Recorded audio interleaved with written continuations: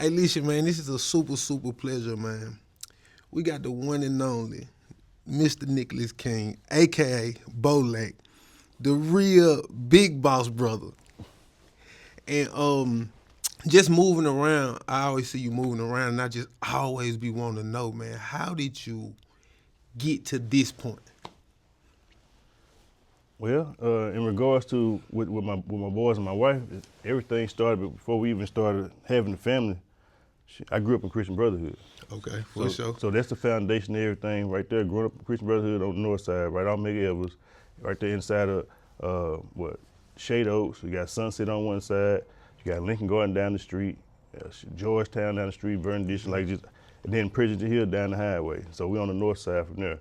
But I would say a big part of my family, my parenting, comes from my upbringing. For sure. I grew up in the projects. Like before it was a project, it was more so like a village. Right. So I had my grandmother out there, my great grandma out there, aunts, uncles, great uncles. Like it's pretty much like a compound for the most part. Right. Because we were some of the first people that moved out there before they even finished building the project. Right. So let's say out of 200 apartments, 25 buildings, it's pretty much two sides. You got one side they call like the valley, which is more so where like the bad stuff used to go on there. Then you got the other side, kind of like the kingdom. And we pretty much started on the kingdom side, but then our very first apartment, well, when I was born in '83, my mom got her apartment on the other side. Like I said, before it got bad, before they even had gates out there. All the buildings were different colors. You could just come from the back end, down Skyline, and leaving out the other way from Crumwell. But family has always been important. Right. And But even with that, like defining your upbringing, right? We got to still be clear coming from these places, these projects, these environments, and to take your family to this next level of entrepreneurship, a different way of thinking. How do we get to that transition though? Like from being Bolac to like who you are now as a king leading his family, leading his children into this next level. How do we get there though? well, Like, spiritually though, mentally though. what come to mind now is just like when I first had my first son. Well, before I even bring that up, when I was 17, I was falsely accused for something I ain't do, an armed robbery I ain't do. Sure. So it took me about 3 years or more to get out of that. So it really shaped my mind in a certain kind of way. So it made me aware of how easy it is to get into stuff, whether you do guilty or not. So that put me in my mindset, and I wasn't able really to see ahead, like project my future until that moment there, Right. and it wasn't good. So I'm like, Right. if I'm facing 15 years, if it don't go how I want it to go, then this how much time. I mean, I'll be missing out on all these different things, from having fun with friends, from entertaining women, all these different things. I'm still a child in high school at the time, Right. and so I knew that after I had my first child, as I started I started growing up a little bit more. How old was you when you had your first child? Let's see, 27. For sure. 27. And the reason I didn't have him until I was 27, because me being the oldest of three, I thought you were stopping or something. Okay. me being the oldest of three, being the only brother, I always was in a position of leadership and being responsible for my sister. So anything happened to them, I was gonna have to suffer the consequences. So Fact. that trained me. I already knew that I was gonna be a good father, because that being instilled in me from like 10 years old and things like that. My youngest sister is 10 years younger than me. So when I was 10, me and my other sister, we would change her and stuff like that. So we got a lot of responsibility and duties Right. and stuff like that. So fast forward to where, like I said, what led me to this, I knew that if I didn't get myself together, then my son's life was gonna be harder. Right. So that allowed me to project 18 years ahead. So it made me start going down the path of self-discovery. Had to start learning all these different things, went and taught in school. Nobody in the family knew about these things, and just really got secluded and just really went on a journey of self-discovery, self-development. Do you think that case at 17 prepared you to grow up faster, or you think you was already on that track to growing, but that case kind of stagnated you a little bit, made you say, "Whoa, it's a Man. different world out here." Man, that case made me not give a damn about anything after that. Straight Because up. I'm 17 years old, never been suspended from school, and then everybody around me, like at this point, it is the project. So we got drugs, you got family members affected by drugs. At this point in time, my grandmama, she's an amputee, so she had her leg cut off. Right. Just had a granddaddy pass the month before that. The year before that, I had a heart catheterization where they put a camera in my chest, and they ended up killing me when I was 16. Wait, hold on. Let's not speed through this. So at 16 you die. Yeah. At 17 you catch a case. Yeah. Okay. Yeah. All right. Yeah. All right. Okay. So, so, and where I'm coming from, everybody when they dealing with problems, they either drinking something or they smoking something, trying to find some type of escape.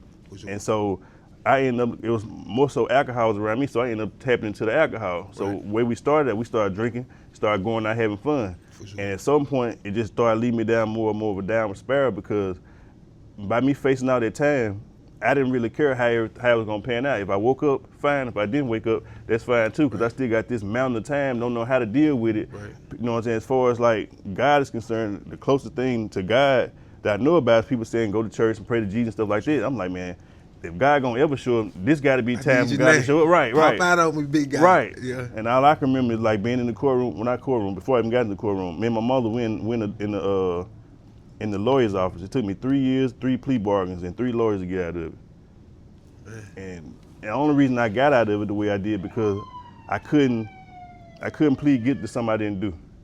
Right. You know, I hadn't even lived but 17 years. You tell me I'm facing 15 years. The first plea bargain, plead guilty. I do 9 years and then 3 years on paper. I'm like, I gotta take it to trial. Straight up. If I say I did it, I know I'm going to jail for them 9 years right there. Right. So with that though, like lawyers, plea agreements, all those things, being in the project, what type of stress do they put on your family though? Like how many brothers and sisters do you have? I got 2 younger sisters. So having 2 younger sisters, 3 of y'all in the house. Was your dad in the house? Yeah, for the most part. So having that family, right? Being in the projects and then having to deal with cases, fighting cases, and what that's doing to your mental. Did you see what they did to your family at the time? Not really, because it seemed like it was normal. Yep. I'm just so having to deal with one like this. But you see, I'm facing time with something I ain't do. But my daddy went through the same thing too. For sure. And my uncle went through the same thing. Then I got uncles and stuff who've been shot and went to jail and facing all this other stuff. Just like just a regular day. Nobody talking about it, asking no questions about it. Yeah. And you don't know what to do. The only thing you know is I gotta go to school. Yeah. Because mom and them saying you can't be around here, you gotta go to school. So I'm going to school not knowing what. So it kind of make me more withdrawn, I guess I say at school. Not really, you know, it kind of be more reserved. But after that, like I said, this happened the month before I graduated high school. Right. So once I'm out of school now I'm going out, I'm more reckless, I'm more bolder. For sure. You know, so I had a pistol put up on me one night at a party, and it didn't deter me any kind of way. So let me just speak on that. One night we was at a party up the street from the projects, up there chilling, good night and everything. After the party's over with, everybody going to their cars. So we walking, there's one particular guy spraying water on people. Yeah. So I'm like, man, we walking. I stopped so he won't spray me with the water. I don't want to get wet. Yeah. Dude looked me right in my face, spray me with the water. Yeah. I instantly charged. He dropped the water hole, cocked the gun out, pulled it and everything. Yeah. So I think I cussed him out, and somehow somebody ended up calling my name. Might have been my girlfriend at the time. And I kind of looked off. But then as I looked off, I kind of felt like somebody might have rubbed my face a little bit. And I turned back. He had this real mean look on his face, so I figured he must have swung on me. Yeah. So I tried to get him. By the time I tried to get him, I had like about 10 people grabbing me, trying to keep me calm, had me across the street and everything like that. So I'm like, the next person that touches me, I'm stealing on him. I'm like, whoever is, somebody finna get the business. Yeah. Then one of the guy's brother, he was like, you want me to go get the man? I was like, yeah, go get him. Yeah. He standing on the side by himself with his gun looking mad or whatever. Dude come back and said, nah, he ain't coming. He said he mad. See, Lisa, I think that's a thing that we don't talk about in our communities a lot, though.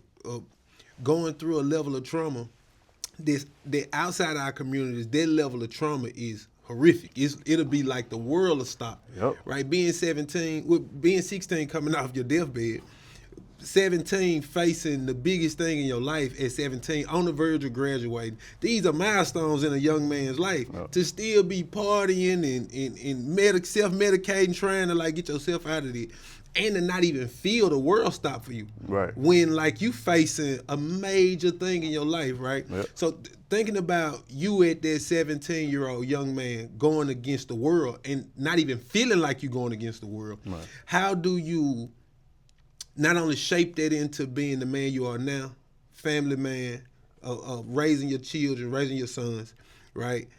And then understanding how hard that is. How can we as parents, men, women, put that into something to try to put that into our children too, though?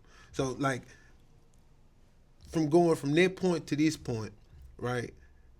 Did you document it to say, okay, man, not only do I want to feel what it feels like to escape those shackles of, or that bondage of what the projects will do to you, right? And the projects will give you some beautiful things too, Yeah. right? Like you said, even the way you talk about it, as a village, it'll do those things to you, but also the projects will halt you in a way where it's a whole world, Yep. a whole different world. How do you escape that world, right?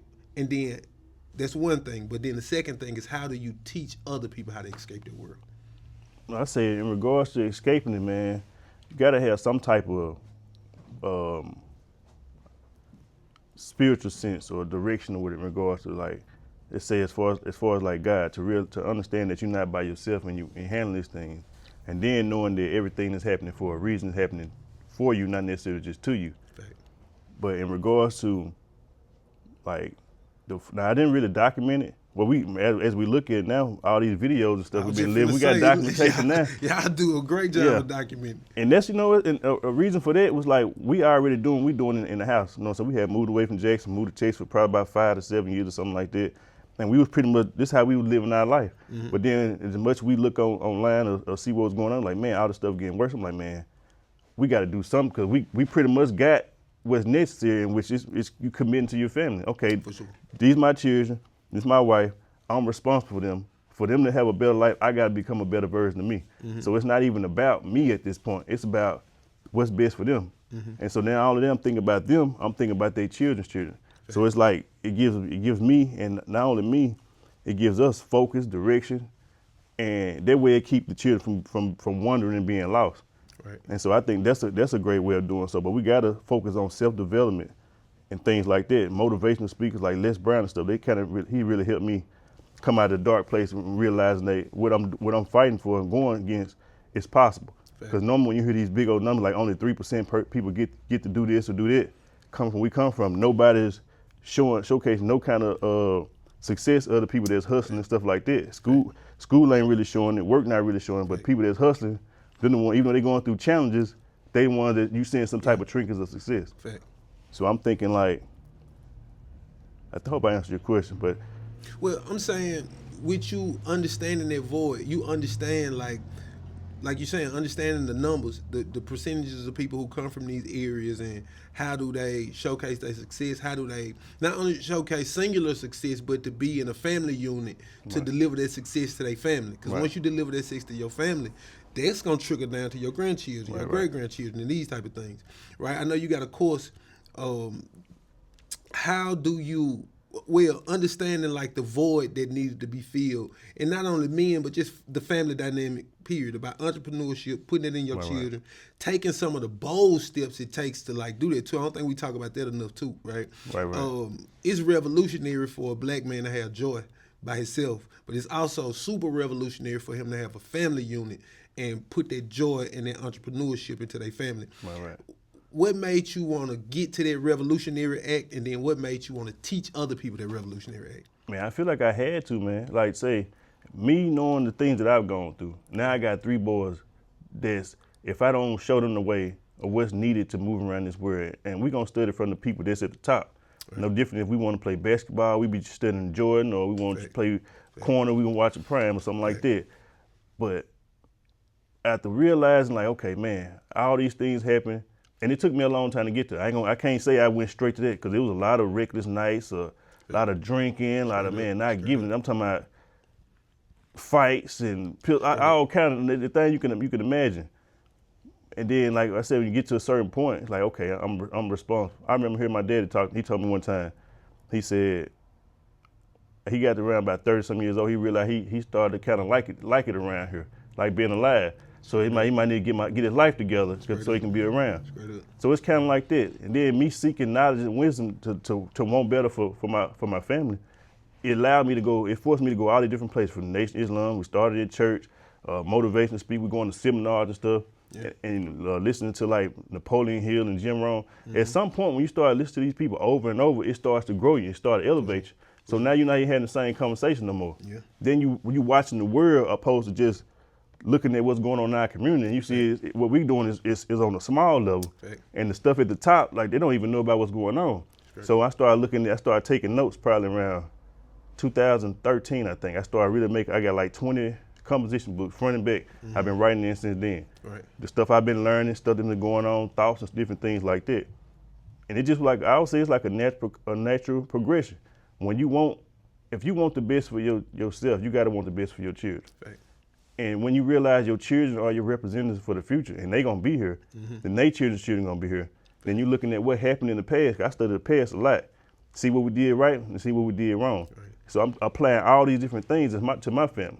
Right. If this person, Robert Kiyosaki, talking about rich dad, poor dad, rich don't work for money, they work for assets. Okay, boom, we got that. Right. You listen to Dr. Umar, he's saying this right here. Okay, now we got that. Go to the next Islam, do for self. All right, we got this. So all these different things coming around, and as I'm learning these things, we're growing together. Right. I'm there, my family there. So whatever I don't get, they'll probably get. Whatever they don't get, I'll probably get. Right. And so just growing that way, I would say. So taking these things from everybody else and then creating your own recipe. Yeah. So like you saying with the composition book, so curating all this knowledge, right? How do you plan the course that you're doing? Who is the course for? If you say, hey, this course is for this person, who would it be for? Men, women, family units, everybody? Or doing this course, did you say, hey, man, I need to talk to this specific person? Who would that person be? It's almost like, I know they say you got to make an avatar for like one particular demographic or person, what have you. But putting this together for somebody that's like 17 years old, going to the same situation I was going through. More so the parents of those 17-year-olds, so they can kind of guide and see what, like, just say, if you got your child, you can't expect them to be super successful just by sending them to school. You got to prep them. Just like when they do taking ACTs and they wonder why people score higher than others, they prepping on them either at home or they got courses or something like that. Right. For most of us, we just going to school. Yeah, that's why when we come out and take the ACT, we make it 16. Right. Because they're just the basic general information that you got. But if you've been prepping for it, then you can score a perfect score. Right. So I would say, yeah, it's definitely for the parents to kind of help solve the problem that we got in our community. Like, it's too many children getting killed, too much violence in our community. Right. And it affects me firsthand because we started mentoring children, I would say back in 2012, 2013, going to starting Christian Brotherhood, going to Dawson Elementary, other schools and stuff like that, taking the young boys out to the community. We doing car washing stuff, go to barbershop, teach them how to shake hands like men, how to say yes sir, no ma'am, and stuff like that. But I say that one of the biggest things to make this stuff happen is being active and being present. Right. Once you care about the children and knowing that the things that you've gone through, if you want to help them avoid it and understand that nobody else's child is better than yours, you got to put them in the best position to be successful and win. Right. No different than putting them in basketball camp or anything else. Right. Do you find a different level of value in the way that you teach maybe a 17-year-old boy or young men coming from these environments? Do you find a different level of value because you come from those environments too? You think that you speak a language that only y'all two can understand? For sure. I tell you what, it gives me a whole bunch of joy and pleasure. Like, it's cool when people say, man, keep doing what you're doing. But when I'm talking to a 14-year-old boy, and like in the project, we did a school giveaway, the news out there and stuff like that, I'm having a conversation when he tell me about he's an artist and he want to do stuff like that. I'm talking to him, letting him know that what he's doing, he's already on it, and he could do it this way, and look at where he's coming from as a badge of honor, because you got people that came out here out of these challenging situations and you still can do it. And then you looking at me talking to him, going through all the different things, so I know he can do it. Right. But as I'm speaking to him, he asked me questions, and I'm seeing the wheels turning, and it's expanding, involving his mind. They give me like, yeah, man. Yeah. And he's like, okay, boom. So I can do this right. And it's basically just open up, so he can see better opportunities and stuff like that. Even in himself, seeing more value in himself. For sure. So when will the course be available for people to, like, parents or whoever want to get involved? But when will it be available for them to get? Oh, the course, we almost finishing up right now. So I would say within the next month at the most, because as of now, let's see, the mentor that I had said, one of them told me that the best way for him that he would do it was just go live for 30 days in a row. For sure. Today will make 83 days I've been going live. So I got a whole bunch of stuff. Just got to break it down and shorten it up. And we're going to have some stuff to where if you want to watch it for free or something like that, you can go on YouTube or something like that. Right. But we're going to put it together where I compile all the things that I think be like spot on messages, so you don't have to go through all the fluff or what have you. Right. So I would say probably within the next month at the most. Right. Yeah, my man, it'd be perfect for Black History Month. Okay, for sure. So listen, y'all heard it here first, man. The big boss brother, the boss dad, the one and only Bolac right here. Bolac. Bolac, forgive me, brother. Forgive me. Listen, tap in, man. The course coming soon, man. Parents, children, it's coming from super different perspectives. He can speak a language that we speak, man. He coming from these things. He took a lot of his traumas and his hurts and those things he went through, and he turned them into a course to not only help his family, but to help our families too. So tap in, man. My man, you're doing a great job, brother. Keep Thank going. You. Appreciate you. Thank you.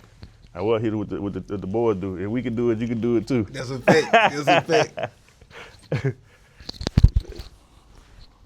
Good money. Appreciate it. Good money, brother. I like it like this. No doubt. Yeah, this cool.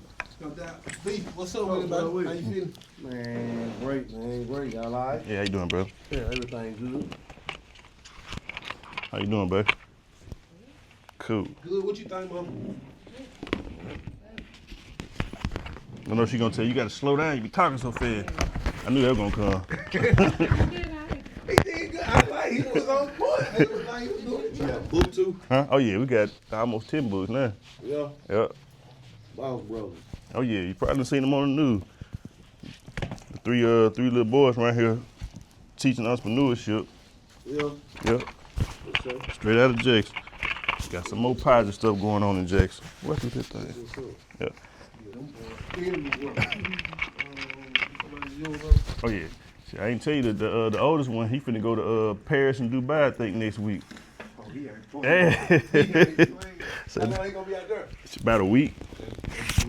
Yeah, they gonna have security and everything. Yeah, they gonna have security. And that's what I'm talking about, like stuff like that. Like we put them in school, but they got so many different programs stuff. The other children getting ahead, and like this AI stuff. If we ain't on it, man, we gonna get left behind. That AI is finna shift. We're shifting Right now. Already, Right now. Hold it for me. yeah, already shifted the world. Yep. So it's time to get in it. It's definitely undo your dick. For sure.